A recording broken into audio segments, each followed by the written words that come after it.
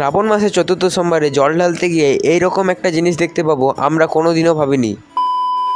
Hello বন্ধুরা, হর হর মহাদেব সবাইকে। আজ হচ্ছে শ্রাবণ মাসের চতুর্থ সোমবার। আমরা যাচ্ছি উকরা নীলকণ্ঠ বাবার মন্দিরে জল ঢালার জন্য। তারপর বাঘটাকে রেডি করে আমরা বেরিয়ে পড়লাম অন্ডাল যাওয়ার জন্য, কারণ সেখানকার নদীর থেকে আমরা জল নেব।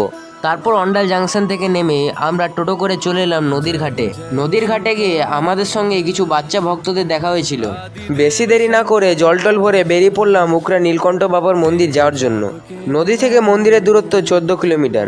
আমরা বাঁক টানতে টানতে হঠাৎ দেখি আমাদের মতো অনেক ভক্ত যাচ্ছে বাঁক নিয়ে। একটা জায়গায় বাঁক রাখলাম কারণ এরা আসছিল তাই।